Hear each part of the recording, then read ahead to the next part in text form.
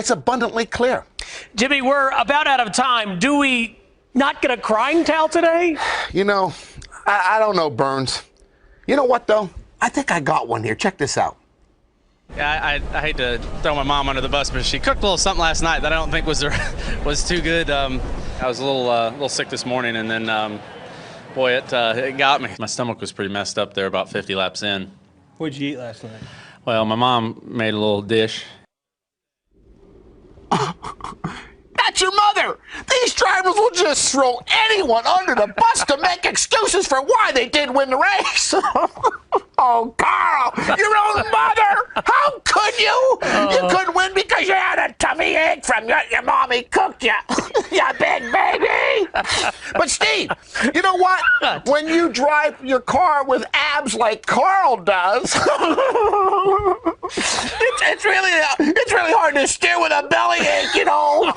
Blame Subway, Carl. Anybody, not your mother. She's an excellent Bobby, I'm sorry. Thanks, Jimmy. Mine. Well, I'm sure hitting something as hard as you can won't be a challenge for you. And finally, Jimmy, you've teased us with the promise of a special crying towel. What's going on? Listen to this, Steve. The left rear tire's bald and doesn't have any rubber on it. Grip level's low. It's a little different tire. Cause some concerns for us. A lot of people are recording it. The tires take so long for it to come in. Just a terrible tire. There's no rubber on the racetrack. Who knows what tomorrow's going to bring. It's just going to be about survival. I am so sick and tired of listening to all the drivers whining about having to actually drive their race cars. Oh, my God. The tires are wearing out.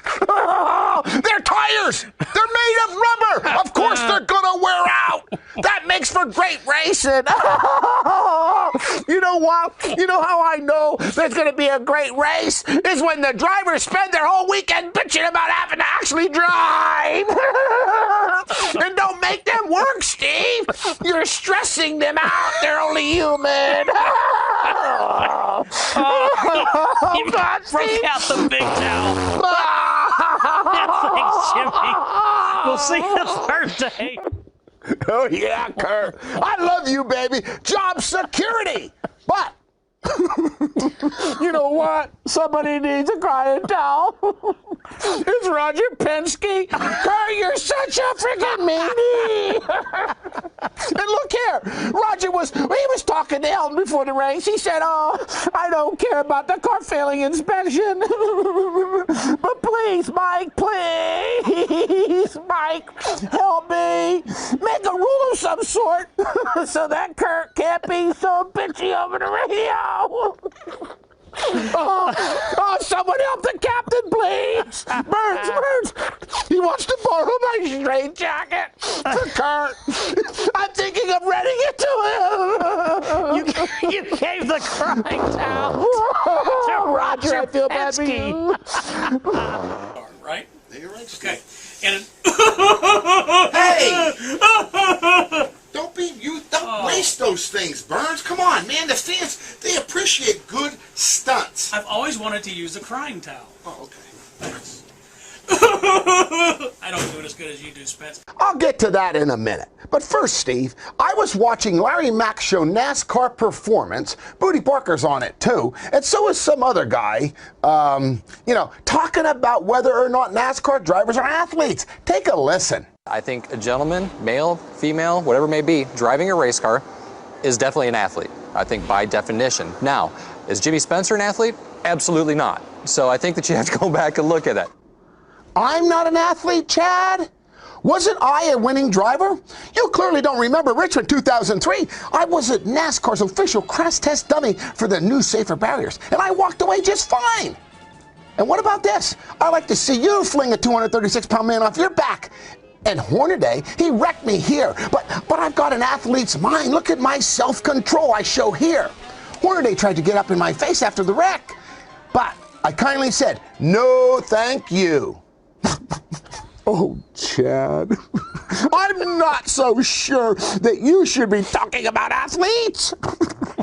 Because everyone knows the only thing you know about athletes is how to fire them. Oh, Chad, You couldn't make it like me as a driver. So now, why don't you just stick to firing pit crews and stop thinking about me? Leave me alone, Chad, you twerp. There, little Jimmy.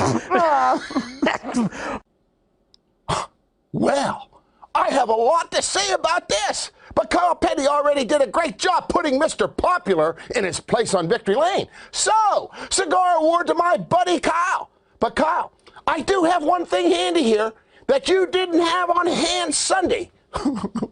It's the crying Dale. Dale Jr. gets it. You know why? He's so worried about his freaking fantasy football points. Hey, isn't it his job to race? You know, what's a fantasy? You winning a race this year, Junior. That's a fantasy. Jimmy, you're killing me. You're killing me. We'll see you Thursday. No show Thursday. We'll see you next week. You're killing me. Eventually, more symptoms emerge after wrecking 3 times. Then you race too hard with a guy in a championship fight. This is over the edge, but you just keep beating on him until he gets sick of it. He doesn't know you have Vickernism, so you see even more people thinking you're a dope. And then finally, what's really scary, Steve? It's terrible. It's just so sad. No, it's too important. I have to get through this. Still, the sufferer gets vindictive and ugly and hateful, and he drives into the back of a championship contender and wrecks his car. 5 incidents in just one race, Steve. Isn't it awful? And it still gets worse. Then the inflicted one Vickers, he starts saying stupid things like this quote in Monday's article on SceneDaily.com. And remember, Brian still doesn't have a ride for next year. What most owners are going to look at is we took a torn-up race car and drove all the way to 7th before I was wrecked by Matt Kenseth, which is more impressive than anything. Is he kidding, Steve? Don't you? But after the last lap run-in that Kurt and the 5-time had, I don't understand Jimmy's problem.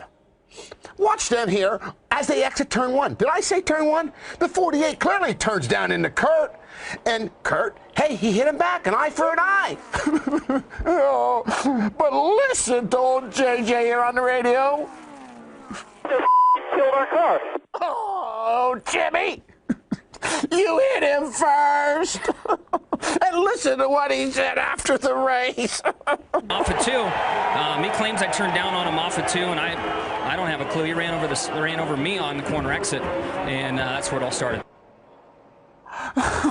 It all started in turn 2. Jimmy, it was turn 1. I made this map for you the next time you go back. It shows you where the corners are. You ran into Kurt in turn 1.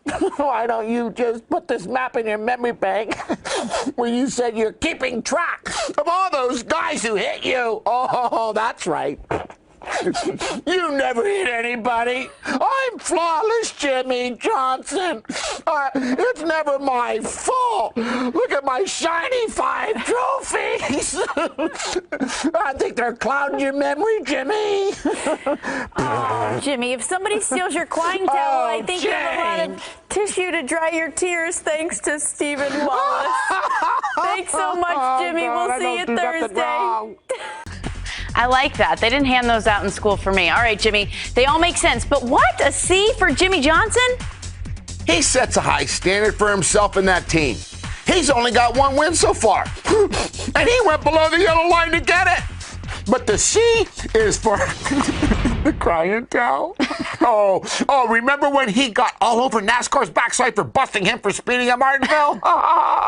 Then a few days later, he was like, okay, I'm sorry. Don't find me like Denny. Oh, boo. I don't think he went below the yellow line, you. Jimmy. We're moving on. You also had high marks for Dale Earnhardt Jr.